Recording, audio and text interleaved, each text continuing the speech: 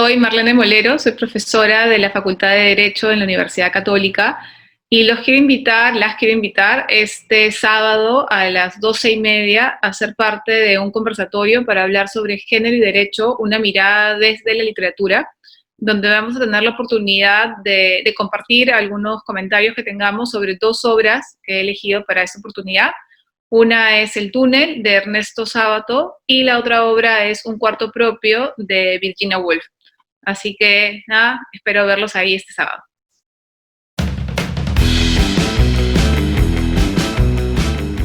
La literatura nos da ejes o temas en torno a los cuales reflexionar.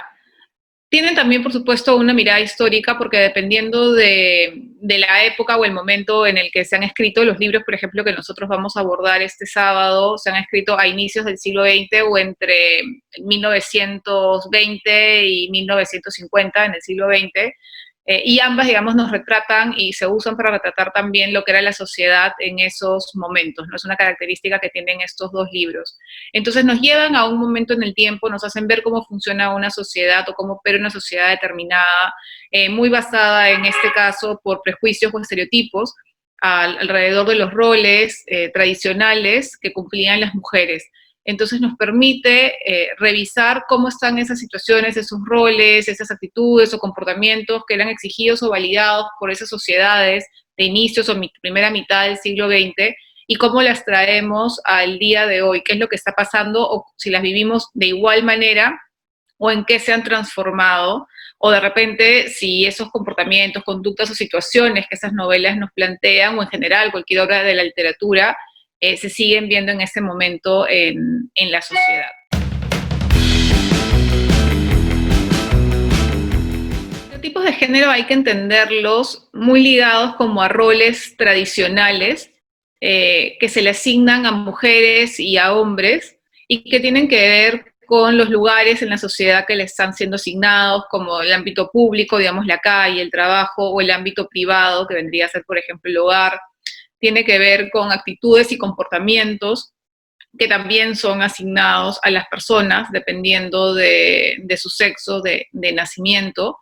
y con tareas que les son prioritariamente asignadas, ¿no? Como por ejemplo en el caso se habla del varón proveedor, que tiene que dotar económicamente a la familia de los medios para subsistir en temas de alimentación, por ejemplo. Y en el caso de las mujeres, se habla de las mujeres como un rol reproductivo ligado a las tareas de cuidado tanto del hogar como también de las personas que viven en él, ¿no? Normalmente asociado a personas dependientes, como pueden ser menores de edad, personas adultas mayores, personas enfermas o personas con discapacidad, pero también a las otras personas que no están en ninguno de estos grupos que he mencionado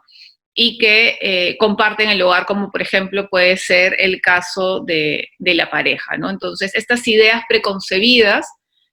van a marcar deber ser o pautas de comportamiento, y en consecuencia también van a marcar consecuencias cuando ese deber ser se rompe. Pero son imposiciones construidas por la sociedad, digamos, no es algo que surja naturalmente. Entonces los estereotipos, de la forma que van a operar es como barreras o formas de constricción, digamos, que van a constreñir las posibilidades y van a hacer los avances, en este caso específico de las mujeres, más lentos, más complejos, objetos de una serie de luchas, digamos, que hemos visto en la sociedad. Las mujeres hemos ido adquiriendo una serie de derechos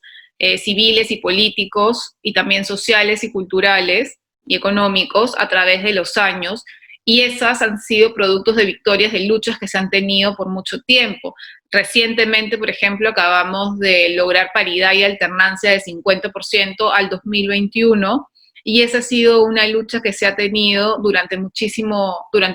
tiempo, y donde proyectos de ley, por ejemplo, han sido reiteradamente rechazadas en años anteriores, ¿no? Entonces, nuestra historia de evolución, de derechos, de participación plena en los distintos ámbitos de la sociedad es una historia de luchas que viene marcada por estereotipos e ideas preconcebidas de cuál es el lugar de la mujer. Dentro de la literatura, por ejemplo, y las obras que vamos a poder analizar, aunque vamos a entrar en mucho más detalle esto el día sábado, Hay una marcada, en ambas obras, digamos, hay un tema marcado alrededor de los estereotipos y de cómo se espera que sea el comportamiento de las mujeres, por supuesto que en distintos ámbitos, ¿no? En el túnel de Ernesto Sábato vamos a girar mucho alrededor de la libertad sexual de la mujer, el número de parejas que pueden tener y que se espera, digamos, en consecuencia porque el personaje femenino principal del túnel es un personaje que rompe con el deber ser de la sociedad. Y en el caso de Un cuarto propio, de lo que se trata es algo, digamos, que seguramente nos va a resonar mucho al día de hoy, y es este punto de partida de Virginia Woolf de no encontrar mujeres escritoras, de tener problemas para acceder a la biblioteca, por ejemplo, ¿no? Y que lo podemos perfectamente traer un paralelo al día de hoy, con un montón de eventos que siguen dándose, incluso de nuestra propia academia en el derecho, donde no hay mujeres y donde, digamos, la cantidad de eventos que son estos paneles solo de hombres, nos hacen preguntarnos muchas veces si no hay mujeres expertas en determinados temas jurídicos, y ese mismo fenómeno, digamos, se repite en las ciencias sociales, en las finanzas, en las economías, en otro tipo de carreras también, ¿no? Entonces, estos estereotipos lo que hacen es constreñirnos, nos ayudan a entender también, una vez que identifiquemos cuáles son los problemas o cuáles son las barreras que están impidiendo mayores progresos de la mujer en la sociedad.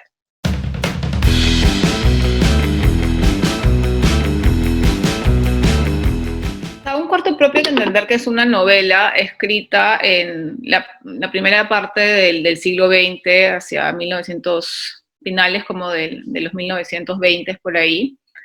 Es una época en que las mujeres que escribían tendían a hacerlo bajo anónimos, porque no era bien visto que las mujeres escriban, mucho menos que escriban para obtener un ingreso. No era bien visto, por ejemplo, que caminen con un libro, que sean vistas con un libro bajo la mano, donde, como es el propio caso de Virginia Woolf, mientras hacía su investigación para este libro, necesitaba la autorización de un hombre o de la compañía de un hombre para poder entrar a la biblioteca, que es este lugar pues, donde están los libros y donde podemos decir que está como ubicado, digamos, en toda esta lógica el conocimiento, y que nos habla de la poca visibilidad de las escritoras, ¿no? Entonces, digamos, ahí es el hilo conductor un poco o la problemática que Un cuarto propio nos plantea y que nos dice de la necesidad de las mujeres de lograr una independencia económica, y una pregunta también que ella se hace es: ¿qué hubiese pasado si nuestras madres, nuestras abuelas, nuestras bisabuelas hubiesen contado con recursos económicos propios? De repente, muchas de las cosas que en la sociedad los hombres ya tenían disponibles, entre educación, acceso a distintas cosas, lo hubiesen tenido porque las mujeres se hubiesen encargado de desarrollar estos lugares o recursos de acceso para otras mujeres que viniesen después. Y el tema de los estereotipos va a entrar fuerte porque el libro habla mucho de los roles, ¿no? Un poco de por qué las mujeres firman como anónimos, por qué hay tanto problema, digamos, para encontrar mujeres que escriben, porque no es que no escribieran, ¿no? Sino que no era posible, no se las visibilizaba. Habla de los roles y esta identificación del rol pasivo de la mujer dentro del hogar, alejadas de la educación, digamos, con problemas para acceder a la educación misma, o con problemas como el que relata Virginia Woolf, de acceder incluso a lo que es la biblioteca, y en consecuencia esta idea de debilidad alrededor de la mujer, pues que hace que se la restrinja a determinados ámbitos o espacios, el privado, y a determinadas actividades, digamos, que paulatinamente se le podían ir permitiendo, y hay una exigencia de parte de la autora de quitar esa protección, que en buena cuenta de lo que habla es de erradicar, digamos, a través del trabajo conjunto de hombres y mujeres, erradicar los estereotipos y que las mujeres puedan ser vistas como iguales de los hombres para tareas tan disímiles como puede ser pertenecer a las Fuerzas Armadas, o pilotear aviones, o en general cualquier otra ocupación o actividad en la que podamos en ese momento encontrar a los hombres. Cierto es, digamos, que si vemos una línea histórica, las mujeres cada vez han ido ganando acceso a distintos ámbitos, pero es eso, es ese ganar acceso, ¿no? Si se acuerdan, por ejemplo, la primera mujer que viajó con la NASA, el lanzamiento se tuvo que posponer porque no había el equipo de astronauta, digamos, la ropa que se usa en tallas femeninas, ¿no? Habían estas tallas que podían ser de distinto tamaño, pero eran masculinas y no equivalen al small, medium o large femenino, ¿no? Y cómo se tuvo que parar un viaje, un lanzamiento con todo lo que eso involucra de organización, porque un detalle como ese no estaba visto, pero es un detalle que marca un espacio de pertenencia, ¿no? De si las mujeres pertenecen ordinariamente también a este ámbito o no. Y creo que eso es algo, digamos, que como estamos hablando finalmente de estereotipos, que no es necesariamente que desaparezcan, que desde 1920 hasta, digamos, 100 años después que estamos, 2020, eso haya desaparecido, sino que probablemente lo que ha pasado es que ha mutado, ¿no? Entonces ya no es el acceso a la biblioteca como era en los 20, en 1920, sino que es la falta de acceso a actividades tan extraordinarias como viajar al espacio, ¿no? O como trabajar en ámbitos como, por ejemplo, podría ser, no sé, la minería, la construcción, o la misma pregunta que comentaba la misma respuesta que comentaba en la pregunta anterior, ¿no? De por qué no tenemos mujeres que estén dando opiniones en programas políticos, por qué no tenemos mujeres que estén, o por qué tenemos tantos paneles solamente de hombre, ¿no? Porque hay una idea que está en el libro de Virginia Woolf, que es la falta de historia sobre la mujer en la mayoría de ámbitos sociales, y creo que esa es una crítica que muy válidamente todavía la podemos traer hasta el día de hoy, y ligado a los estereotipos es qué ideas de fragilidad, de debilidad, de racionalidad versus emocionalidad también hay detrás de todo esto, además de los roles que también juegan, este rol productivo, reproductivo, que también ahí juegan un papel preponderante.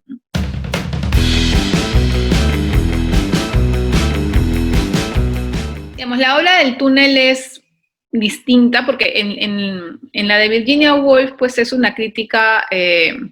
fuerte y frontal, digamos, directa al rol que la mujer tenía en la sociedad en el momento que se escribe,